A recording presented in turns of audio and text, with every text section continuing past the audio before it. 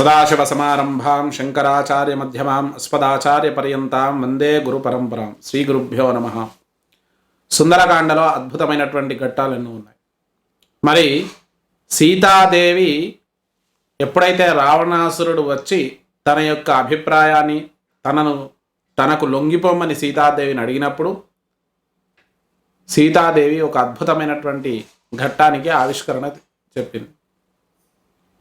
ఒక సన్నటి గడ్డి పరక తీసుకొని ఆ గడ్డి పరకను రావణాసురుడికి తనకు మధ్యలో పెట్టింది. పెట్టి ఏం చెప్దామనుకుంది? అసలు గడ్డి పరక ఎందుకు పెట్టింది? చాలామంది దీనికి ఒక అద్భుతమైనటువంటి విశ్లేషణ ఇస్తారు. ఏంటంటే రావణాసురుడు ఒక గడ్డి పరకతో సమానము రాముడి ముందర అని చెప్పడానికని అని ఒక సులభంగా చెప్పేస్తారు. కానీ సుందరకాండ చదువుతుంటే నాకు అర్థమైంది, రావణుడు గడ్డి పరకతో సమానమే అయితే అంత పరాక్రమవంతుడు, అంత విద్యావేత్త, అంత జ్ఞాని అయినా కూడా ఒక చిన్న తప్పు అనడానికి లేదది, పరస్త్రీయందు వ్యామోహం కలగడం వల్ల తను చేసే పని యందు తన ధర్మము యందు వైక్లభ్యం పొంది దిగజారిపోయినటువంటి స్థితిలో ఉన్నాడు రావణాసురుడు. కాబట్టి అప్పుడు ఆయనకు తెలియాల్సింది ఏంది? నీ స్థానం ఏంటి అని తెలవడం. ఎప్పుడైతే తపస్సు వల్ల, ధర్మము వల్ల, జ్ఞానము వల్ల మనిషి అభివృద్ధి చెందుతాడో అప్పుడు ఎంత గొప్పతనం అయితే ఉంటుందో ఆ తపస్సును ఆధారంగా చేసుకొని తన శక్తిని, పరాక్రమాన్ని దుర్వినియోగం చేసి ధర్మబద్ధుడు కాకుండా ధర్మరహితుడైనప్పుడు మనిషి 100 రెట్లు దిగజారుతాడు. సామాన్య జీవనం గడిపేవాడు ఎప్పుడూ సామాన్యంగానే ఉంటాడు. తపస్సు వల్ల గొప్ప జ్ఞానులైన వాళ్ళు తన యొక్క చిన్న పొరపాటు వల్ల మళ్ళీ పాతాళానికి రావడం, వారి యొక్క కర్మను అనుభవించాల్సి రావడం అనేది మనం చూస్తుంటాం. విశ్వామిత్రుడు మనకు ఉదాహరణ. మరి రామాయణంలో ఆయన విశ్వామిత్రుడి యొక్క పాత్ర చాలా గొప్పది. ఆయన 10,000 సంవత్సరాలు తపస్సు చేసినట్టుగా. మళ్ళీ ఇది చాలామంది అడుగుతారు, 10,000 సంవత్సరాలు ఉంటాయి ఒక మనిషి జీవించి అంటే? ఇప్పుడు మనం కలియుగంలో అన్నగత ప్రాణులం, అన్నం లేకపోతే బతకలేము. కానీ ఆ కాలంలో వాయుగత ప్రాణులు, అస్థిగత ప్రాణులు ఇలా ఒక్కొక్క యుగానికి మారుతూ వచ్చారు. కాబట్టి విశ్వామిత్రుడు ఎముకలు ఉన్నన్ని రోజులు జీవిస్తారు. ఎముకలు ఎప్పటికీ మనిషి ఎముకలు తొందరగా, ఇప్పటికీ కొన్ని వేల సంవత్సరాల, లక్ష సంవత్సరాల ఫోజిల్స్ మనకు దొరుకుతున్నాయి. కాబట్టి అస్థిగత ప్రాణులు తపస్సు వల్ల, వాళ్ళు ప్రాణాయామం వల్ల శరీరాన్ని, ఆత్మను తన అధీనంలో ఉంచుకొని వారు జీవించే వాళ్ళు తపస్సులో. మరి ఎప్పుడైతే మేనక కనిపించిందో అప్పుడు తన యొక్క తపశ్శక్తి అంతా కూడా క్షీణించి మళ్ళీ మొదటి నుంచి తపస్సు చేయాల్సి వచ్చింది. అలా 3 సార్లు అయ్యాక, 4వ సార్లు అయ్యాక చివరికి అసలు ధర్మం ఏంటి అనేది తెలుసుకున్నాకనే, ధర్మబద్ధంగా జీవించడమే గొప్పదని తెలుసుకున్నాకనే ఆయన బ్రహ్మర్షయుడు. అప్పటి వరకు రాజర్షి లాగానే ఉన్నాడు. మరి అలాంటి ఉదాహరణ మనం చూసుకోవచ్చు విశ్వామిత్రుడి గురించి. మరి ఇక్కడ రావణాసురుడు మారలేదు, ఏదో ఒక దశలో మారుతాడని చాలా ప్రయత్నించారు అందరూ. కానీ ఎక్కడా మారడానికి అవకాశం లేదు, మారే ఆలోచన లేదు అక్కడ. కాబట్టి తృణమంతరతకృత్వ అని చెప్పేసి ఒక గడ్డి పరక మధ్యలో వేసేసి ఆ రావణాసురుణ్ణి గడ్డి పరక కంటే హీనంగా చూపించడం ఒకటైతే, రెండవది పరాయి పురుషుడిని ప్రత్యక్షంగా మాట్లాడకూడదు అనేది ఆనాటి ధర్మం. ఆ రోజు ఎవరైతే, అందుకే లక్ష్మణుడు కూడా సీతాదేవి పాదాలకు సంబంధించిన ఆభరణాలన్నీ కూడా చెప్పాడు, కానీ ఆమె ముక్కుపోగు గురించి అడిగినప్పుడు చెప్పలేకపోయాడు. ఎందుకు అంటే ముఖమును మాత్రమే చూడటం అనేది నిషిద్ధము, చూడకూడదు. ఎందుకు చూడకూడదు అనేది భర్త మాత్రమే, భార్యాభర్తల మధ్య మాత్రమే ఆ యొక్క అనురాగం ఉంటుంది. కాబట్టి వారిద్దరే చూసుకోవడం, మిగిలిన వాళ్ళంతా పాదాలను చూసి మాట్లాడడం, స్త్రీలను దూరం నుంచి మాట్లాడడం అనేది ప్రత్యక్షంగా భర్త, పరోక్షంగా మనం మాట్లాడేటప్పుడు వారికి మధ్యలో కొంత దూరాన్ని ఉండి మాట్లాడడం అనేది ఆనాటి ధర్మం. ఏనాటికైనా అదే మంచి ధర్మం. ఒకరిపైన ఒకరు కూర్చొని మాట్లాడడం ధర్మం కాదు. ఏదైనా పురుషుడైనా స్త్రీ అయినా నీ భార్యాభర్తల మధ్య అన్యోన్యత ఉండాల్సింది మీ ఇద్దరి మధ్య, అది కూడా బహిరంగ ప్రదేశాల్లో కాదు. ఎందుకంటే అన్యోన్యత అనేది మీ ఇద్దరికి సంబంధించిన వ్యక్తిగత జీవితం, అది బహిర్గత ప్రదేశాల్లో ప్రదర్శించే ఒక వస్తువు కాదు. కాబట్టి అక్కడ గడ్డి పరక పెట్టేసింది. నీవు గడ్డి పరక కంటే హీనమని ఒకటి చూపించడం, రెండవది నువ్వు పరాయ పురుషుడివి, నీతో ప్రత్యక్షంగా నేను మాట్లాడలేను, నేను అగ్నిపునీతను, నేను ఆ జనక మహారాజు కుమార్తెను, అలాగే దశరథ మహారాజు యొక్క కోడలిని, సాక్షాత్తు రామచంద్ర పరబ్రహ్మము యొక్క ధర్మపత్నిని, నీతో మాట్లాడడం కుదరదు అని చెప్పేసి మధ్యలో గడ్డి పరక పెట్టేసి పరుషమైనటువంటి వాక్యాలు మాట్లాడిందట. మొట్టమొదట చెప్పింది, నాయన రావణ, నీవు పరస్త్రీని కామించావు, అది తప్పు. నీకు భార్యలు ఎంతోమంది ఉన్నారు, వారితో నువ్వు సంతోషంగా గడుపు, అది ధర్మం. అది వివాహం కాని కన్యను తెచ్చి వివాహం చేసుకున్నావు, అది కొంతవరకు ధర్మం. ఏకపత్ని వ్రతుడు, నిరంతరము ధర్మాన్ని మాత్రమే రక్షించేటువంటి రామచంద్ర ప్రభు ఎలాంటి వాడు అంటే రామో విగ్రహాన్ ధర్మ సాధు సత్య పరాక్రమ అని మనకు ఆ శ్లోకం చెప్తున్నారు. కాబట్టి రాముడు నిలువెత్తు ధర్మము. అలాంటి ధర్మాన్ని నువ్వు చూసి ఆ ధర్మానికి భయపడకుండా ధర్మాన్ని నువ్వు త్యజించి నువ్వు నాతో కావాలి అనుకుంటున్నావు, నన్ను వివాహం చేసుకుందాం అనుకుంటున్నావు, ఇది అధర్మం, కాబట్టి నువ్వు గడ్డి పరక కంటే హీనము అని చెప్పేసి అక్కడ ఒక ఉదాహరణగా చెప్పింది. కానీ ఎక్కడైతే మన రామచంద్ర ప్రభు ఒక బాణాన్ని సంధించకుండా ఒక కాకి పైన ఒక గడ్డి పరకకు అంటే దర్భను తీసుకొని దానికి అభిమంత్రించి ఆయుధంగా వదులుతాడు. దానివల్ల కాకాసురుడి యొక్క వృత్తాంతం మనకు తెలుసు కదా. ముల్లోకాలు తిరిగి అది ఆ రామ బాణము తన కంటిలో పొడుచుకొని ఒంటి కన్ను అయిపోయింది. కాబట్టి ఇలాంటి కథలన్నీ కూడా దీనిలో కలిసిపోతాయి. సాక్షాత్తు జటాయు వచ్చి సహాయం చేశాడు రాముడి కోసం. ఒక పక్షి వచ్చి సహాయం చేసింది, అది ధర్మం అంటే. ఇవన్నీ చెప్తూ ఉంది. అలాగే ఆ గరిక అనేది మనందరికీ దర్భ వేయడము లేదంటే గడ్డిపాచ మధ్యలో వేయడం అనేది, గడ్డి ఎప్పుడు కూడా ఏకంగా ఉన్నప్పుడు బలహీనంగా ఉంటుంది, అది కలిపితే తాడవుతుంది చూడండి, అప్పుడు మదగజాలను కూడా కట్టి పాడేస్తుంది. కాబట్టి నీవు ఈరోజు నేను ఏకంగా ఉన్నానని చెప్పేసి నన్ను అరణ్యంలో ఒంటరిగా ఉన్న సందర్భంలో నా రాముడు నా చింత లేనప్పుడు, నా మరదిగారైనటువంటి లక్ష్మణుడు చింత లేనప్పుడు ఒక మారువేషంలో వచ్చి ఒక పిరికివాడి వలె వచ్చి నన్ను నువ్వు అపహరించావు. అప్పుడు నేను ఏకాకిని.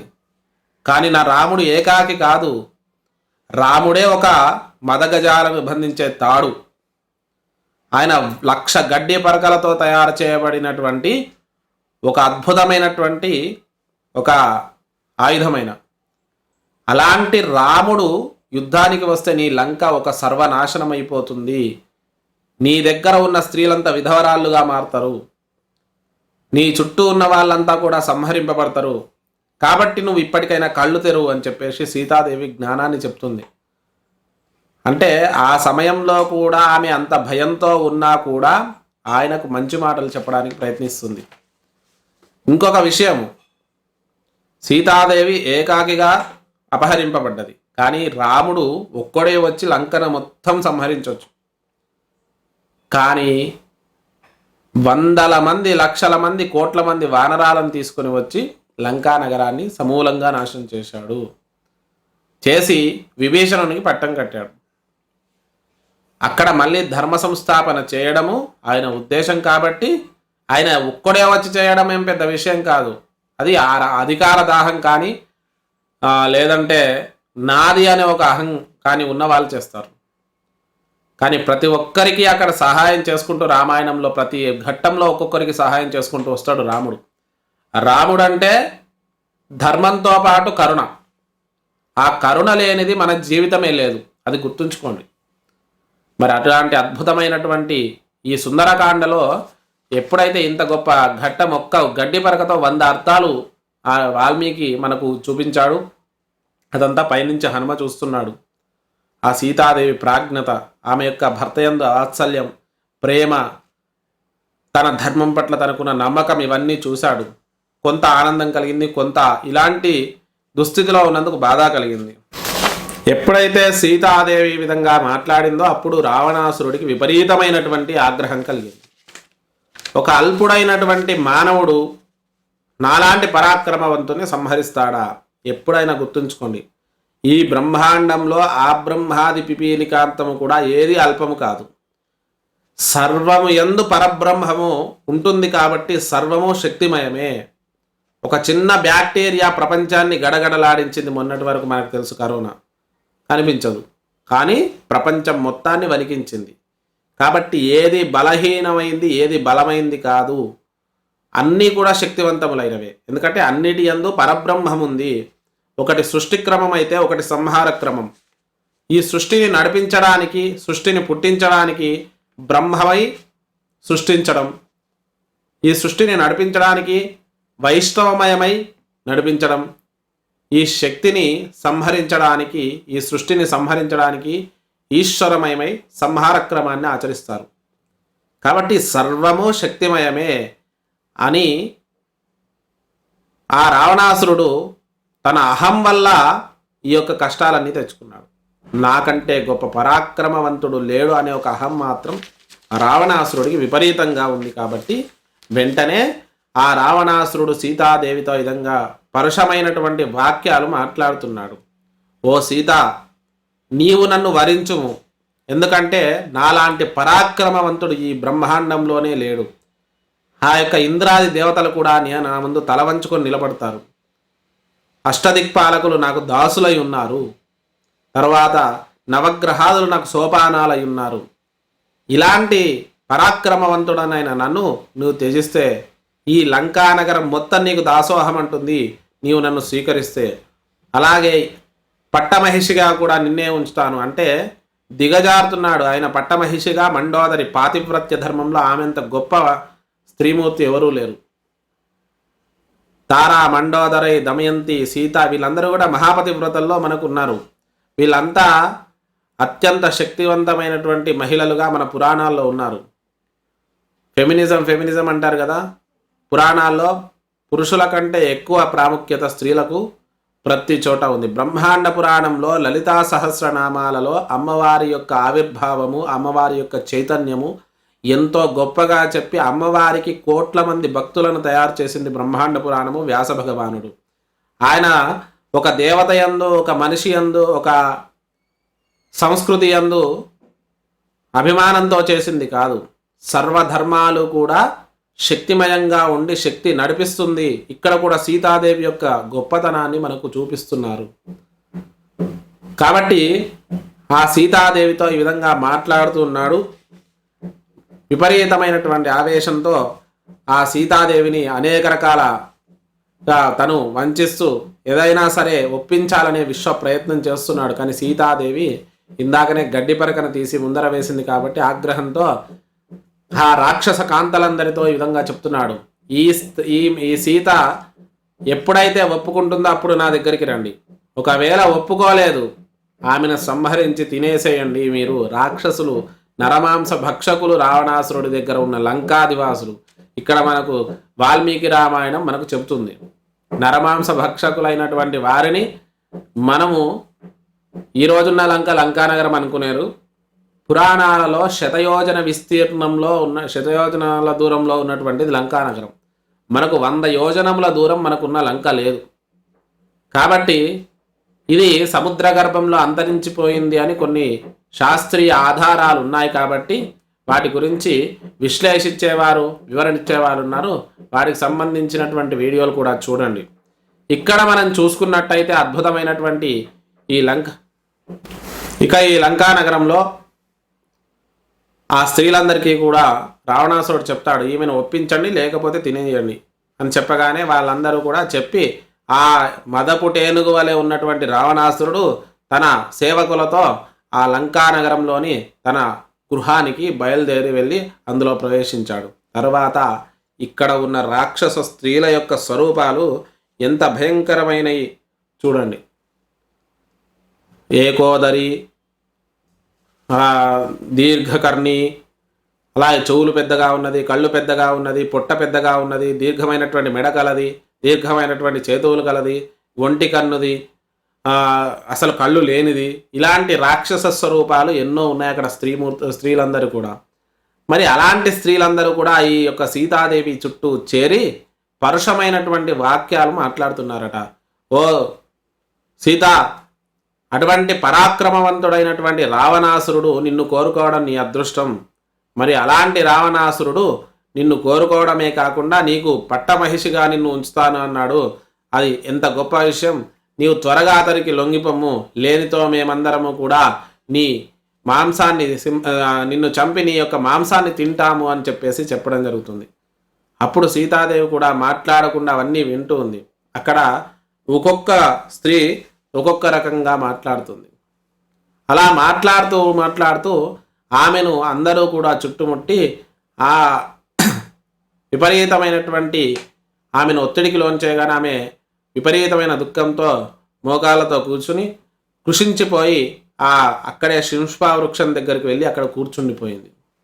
మరి అలా కూర్చున్న సీతాదేవి విపరీతంగా రోధిస్తూ ఉండగా పైనుంచి హనుమ, అదే శింష్పా వృక్షం మీద ఉన్న హనుమ ఆమెను చూచి, మరి ఈమెకు త్వరగా మనము చెప్పడం అవసరమా, కొంత సమయం తీసుకోవడం అవసరమా అని చెప్పేసి ఆలోచిస్తున్నాడు. అక్కడ ఉన్నటువంటి రాక్షస కాంతలంతా కూడా ఒప్పించడానికి అనేక రకాల ప్రయత్నాలు ఆ సీతాదేవి చుట్టూ చేరి చెప్తూ ఉన్నాడు. కానీ ఆ సీతాదేవి దేనికి కూడా అంగీకరించకుండా చెప్తున్నది, నా రాముడు పరాక్రమవంతుడు, తప్పకుండా వస్తాడు, తప్పకుండా వచ్చి వీళ్ళందరినీ కూడా సంహరిస్తాడు, ఈ లంకా నగరం నాశనం అయిపోవడం అనేది తప్పక జరుగుతుంది అని చెప్పేసి, ఒకవేళ రాలేదు అంటే నేను ఇక్కడే నా శరీరాన్ని వదిలేస్తాను, కానీ అల్పుడైనటువంటి రావణాసురుని చెంతకు మాత్రం చేరను అని చెప్పేసి ఆమె చెప్పడం జరిగింది. అలా చెప్పడం జరిగిన తర్వాత సీతాదేవి చాలా బాధపడుతూ ఉన్నదట. ఆ బాధపడుతూ ఉన్న సందర్భంలో పైనుంచి హనుమ చూస్తున్నాడు. మరి ఈ సీతాదేవి ఎలాంటి నిర్ణయం తీసుకుంటూ, వీళ్ళందరూ కూడా స్త్రీలందరూ కూడా రేపటి వరకు రావణాసురుని యందు అనురక్తితో ఉండకపోతే నిన్ను తప్పక తినేస్తామని చెప్పడంతో ఆ సీతాదేవి, మరి ఈ రాక్షస కాంతల వల్ల, రావణాసురుడి వల్ల నేను సంహరించబడడం కంటే నేనే నా శరీరాన్ని ఇక్కడ వదిలేస్తాను అని చెప్పేసి ఆమె ఆలోచిస్తుందట. ఇలా ఆలోచిస్తూ ఉన్న సందర్భంలో హనుమ ఇదంతా చూసి సీతాదేవి తొందరపడి ఎక్కడ నిర్ణయం తీసుకుంటుందో అని చింతాక్రాంతుడై ఆయన పైన కూర్చొని ఆలోచిస్తున్నాడు. ఎప్పుడైతే రావణాసురుడి యొక్క ఆ రాక్షస వనితలందరూ కూడా సీతాదేవిని అనేక రకాల పరుషజాలంతో మాట్లాడారో అప్పుడు సీతాదేవి బదులిచ్చింది.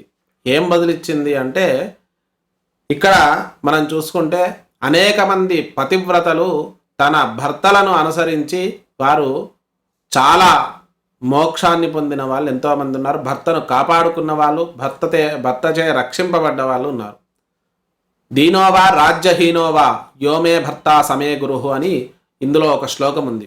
దీనుడైనా రాజ్యహీనుడైనా, రాముడు రాజ్యాన్ని కోల్పోని దీనుడు కాని ఎలాంటి పరిస్థితిలో ఉన్నా కూడా యోమే భర్త సమే గురుహు, నా భర్తనే నాకు సర్వస్వము అని చెప్పడం అనేది సీతాదేవి ఇక్కడ జరుగుతుంది.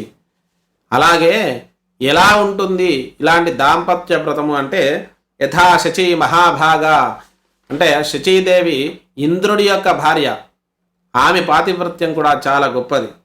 అలాగే సువర్చల సూర్యుడికి వర్చస్సు అంటే సూర్యుడి యందు ఉన్న కాంతి సువర్చల, ఆమెను కూడా భార్యగా చెప్తారు, అయితే కూతురుగా చెప్తారు. కానీ ఇక్కడ మాత్రం సువర్చల అంటే ఆ సూర్యనారాయణమూర్తి యొక్క వర్చస్సు అని అర్థం. ఆమె ఎలా సూర్యుడికి వర్చస్సు ఎలా తోడుంటుందో, అలాగే శచీదేవి దేవేంద్రుడికి ఎలా తోడుంటుందో,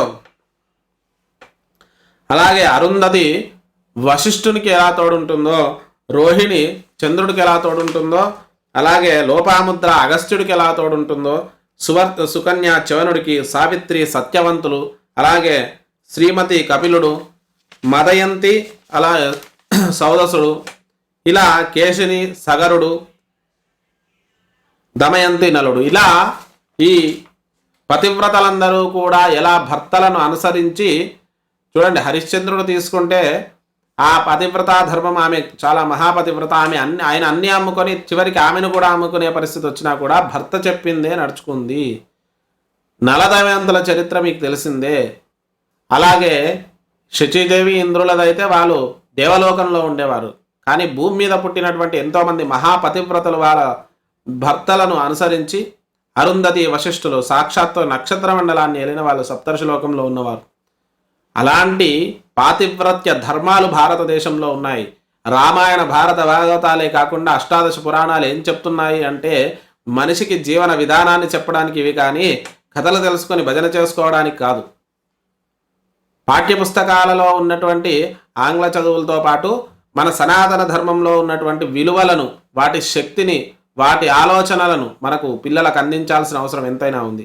ముఖ్యంగా రామాయణం యొక్క రహస్యము తెలియని వాడు, రామాయణం గురించి అధ్యయనం చేయని వాడు పిల్లలకు పాఠ్యాంశాల్లో చేర్చి చెప్పడం జరుగుతుంది. ఒక కథలాగా చెప్తున్నారు వాల్మీకి రామాయణాన్ని. అంగుళం చదువుతుంటే కంట్లో నీళ్లు తిరుగుతాయి మనకు. సీతాదేవి పడ్డ కష్టాలు ఇవా? ధర్మం అంటే ఇదా? రాముడు ధర్మం కోసం ఇలా నిలబడ్డాడా? రామాయణం అంటే ఇదా అని మనకు తెలుస్తుంది.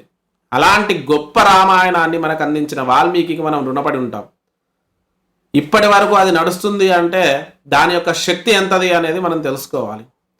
ఈరోజు రాముడు అయోధ్యలో ప్రతిష్ఠింపబడ్డాడు అంటే అది రామాయణం గొప్పతనమే. రామాయణంలో లేకపోతే రాముడి గురించి మనకు చెప్పేవాళ్ళు ఎవరు? ఉత్తరాదిలో రామచరిత మానస్ లాంటి గొప్ప గ్రంథం రచింపబడేది ఎట్లా? వాల్మీకి రామాయణం లేకపోతే. రాముడు అంటేనే విగ్రహ రూపంలో ఉన్న ధర్మము, హనుమ అంటేనే గొప్ప చైతన్యము. ఎక్కడ చైతన్యము లేదో అక్కడ నిర్వీర్యమే ఉంటుంది. ఎక్కడ రామచంద్రుడు లేడో అక్కడ ధర్మం ఉండదు. ఎక్కడ సీతాదేవి ఉండదో అక్కడ పాతివ్రత్య ధర్మమే ఉండదు. అక్కడ ధర్మం నశిస్తుంది. కాబట్టి మన భారతదేశమంతా కూడా రామాయణం ఉన్నంత కాలము కూడా ధర్మము వలన నడుస్తుంది.